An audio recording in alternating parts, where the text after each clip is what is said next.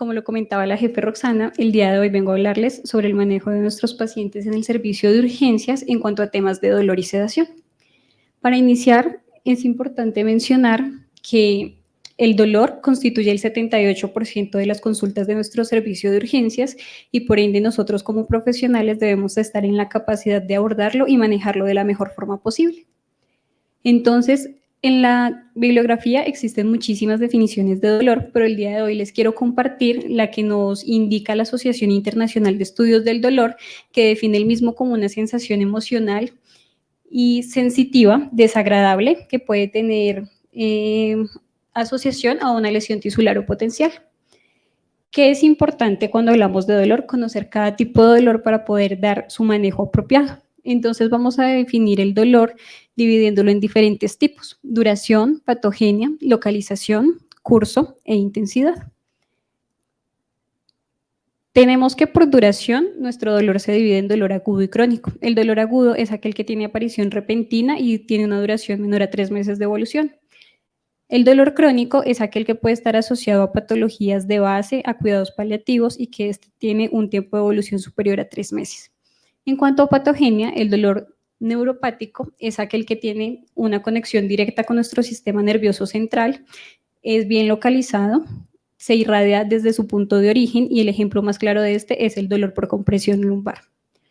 El dolor psicogénico es aquel en el que debemos valorar el comportamiento de nuestros pacientes y tener conocimiento de su entorno psicosocial, y el nociceptivo es aquel que nos permite dividir el dolor según su localización. Este puede ser somático o visceral. El dolor somático es aquel que tiene una localización clara, se irradia claro, puede ser tipo punzón, quemadura, presión. El dolor visceral es aquel que no tiene una localización clara, es difuso, es continuo y suele estar asociado a los dolores tipo cólico. Por su curso, este puede ser continuo e irruptivo. Continuo es aquel dolor que tiene aparición durante todo el día y a pesar de los manejos que damos, no desaparece. El dolor irruptivo es aquel que puede aparecer, desaparecer en cuestión de minutos, horas, pero vuelve a su inicio normal. Y por su intensidad lo dividimos en leve, moderado y severo. El dolor leve lo clasificamos según las valoraciones previas de una escala de 0 a 3 y este puede o no puede tener un manejo farmacológico o no farmacológico y no interviene en las actividades cotidianas de nuestros pacientes. El dolor moderado lo dividimos en una valoración de 3 a 6 en la escala del dolor, puede o no puede intervenir las actividades cotidianas de nuestros pacientes y ya requiere de manejo farmacológico o no farmacológico. Y el dolor severo, como lo mencionábamos al inicio en el dolor crónico, es aquel que ya afecta las condiciones vitales de nuestro paciente, que requiere de manejo farmacológico y no farmacológico. Es importante para esta clasificación conocer las diferentes escalas con las que contamos en la literatura.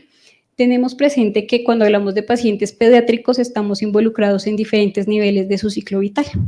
Entonces, en un paciente de 0 a 3 meses, las escalas más utilizadas son la CRICE y la FLAC, en la cual lo que vamos a valorar es la expresión facial de nuestros pacientes, su movilidad, sus signos vitales y si tiene o no tiene llanto. En pacientes de 2 a 3 años, podemos valorar sus expresiones faciales, si localizan o no localizan su dolor y si pueden o no pueden identificarlo por sí mismos. En pacientes de 3 a 7 años que ya tienen un nivel cognitivo superior, utilizamos las escalas de caras y las escalas de color. ¿Qué es importante aclarar con estas escalas? Que muchos de nosotros lo que realizamos es la valoración según las facies que nosotros identificamos en el paciente, pero lo correcto con estas escalas es tenerlas físicas y pedirle a los pacientes que señalen con qué cara o con qué dolor se sienten más identificados. Y en pacientes ya mayores de 7 años podemos realizar escalas verbales análogas de dolor en las que nuestros pacientes nos refieren en una valoración de 0 a 10 cuál es su nivel de dolor en este momento. ¿Cómo vamos a manejar el dolor? Lo vamos a manejar según nuestra intensidad. Entonces tenemos que un dolor leve puede ser manejado con aspectos no farmacológicos, AINES, coanalgésicos y no vamos a requerir de la ayuda de medicamentos opioides. Un dolor moderado, podemos utilizar opioides leves, AINES, coanalgésicos y manejo no farmacológico, y en un dolor severo, que como lo comentaban ya mis compañeras, suele estar asociado a cuidados paliativos, requerimos de manejo con opioides fuertes, AINES, coanalgésicos y manejo no farmacológico. En cuanto a los medicamentos más utilizados, solo los vamos a mencionar, pero no vamos a profundizar en este tema, ya que tanto la formulación, dosificación y decisión de medicamento es pertinencia de nuestro pediatra. Los más utilizados en cuanto a coanalgésicos y AINES son el ibuprofeno, el paracetamol, el diclofenaco. En cuanto a opioides leves, el tramadol, y opioides fuertes, la hidromorfona y la morfina. En cuanto a los enfoques no farmacológicos, vamos a dividirlo en 4 enfoques. El enfoque físico es aquel que tenemos asociado a aliviar el dolor con medios calor, frío, contacto piel a piel y con caricias. Este es más efectivo en pacientes neonatos que al tener contacto piel a piel con sus padres sienten un alivio de su ansiedad y por ende sienten mayor confort en su situación actual. En cuanto a apoyo, vamos a manejar la información, vamos a manejar la empatía, vamos a permitir a nuestros pacientes siempre estar en compañía de la persona con la que se sientan más cómodos. En cuanto al enfoque cognitivo, buscamos la distracción de nuestros pacientes. ¿Cómo vamos a distraer a nuestros pacientes? Lo podemos hacer según su edad y su nivel cognitivo, con música, videos, lectura, juego. Y en cuanto al nivel conductual, lo que estamos buscando es la relajación de nuestro paciente y lo más efectivo para esto es realizar ejercicios de relajación. Es importante, antes de concluir nuestro tema de manejo de dolor, que nuestra valoración debe ser pertinente y debe ser realizada antes, durante y posterior a la realización de nuestro manejo. Y al final lo que buscamos es ver con la valoración posterior si nuestras acciones fueron o no fueron efectivas. A continuación, les voy a hablar sobre la sedación de pacientes pediátricos en el servicio de urgencias y por qué lo podemos realizar en el servicio de urgencias. Entonces, tenemos que la sedación es un estado que nos permite realizar procedimientos que son desagradables para nuestros pacientes, conservando su función cardiorrespiratoria y conservando su capacidad de responder a estímulos táctiles o verbales, según la definición de la Asociación de Anestesiología Americana, que definen esto como sedación leve, porque es la que vamos a utilizar en el servicio de urgencias. ¿Por qué usamos una sedación leve? Porque lo que buscamos en el servicio de urgencias es que sea de acción rápida, pero duración corta. ¿Por qué lo realizamos en urgencias? En urgencias lo realizamos con la finalidad de conseguir el mayor bienestar posible para nuestros pacientes, evitar el miedo, el rechazo, asegurar que el procedimiento sea realizado de la mejor forma posible y disminuir o eliminar al máximo el dolor que éste pueda generar. ¿Cuáles son los procedimientos por los cuales llegamos a esta actividad en el servicio de urgencias? Tomografías, resonancias magnéticas, inserción de catéteres centrales, realización de desbridamientos de quemaduras, cardioversiones, drenajes de abscesos, endoscopias. ¿Qué es importante aclarar acá? Que las endoscopias se realizan solo si el paciente no cuenta con las condiciones necesarias para ser trasladado al área de gastroenterología. ¿Qué debemos tener en cuenta al momento de sedar a nuestros pacientes y más si son pacientes pediátricos en el servicio de urgencias? Siempre debe ser realizado en el servicio de reanimación, donde contamos con los insumos necesarios de respuesta rápida. Debemos contar con el equipo completo, que en este caso sería la pediatra, la fisioterapeuta respiratoria y el personal de enfermería. Tener los conocimientos y las habilidades para reaccionar ante cualquier complicación de nuestro procedimiento, monitorizar de forma continua a nuestros pacientes antes, durante y posterior a la realización del procedimiento, contar con un acceso venoso, contar con oxígeno suplementario, resolver todas las dudas que tengan sus padres, realizar la firma de un consentimiento informado, que en nuestro caso es el consentimiento de realización de sedación por médico no anestesiólogo, y devolver siempre a nuestro paciente a un estado basal en el que pueda ser dado de alta sin riesgo.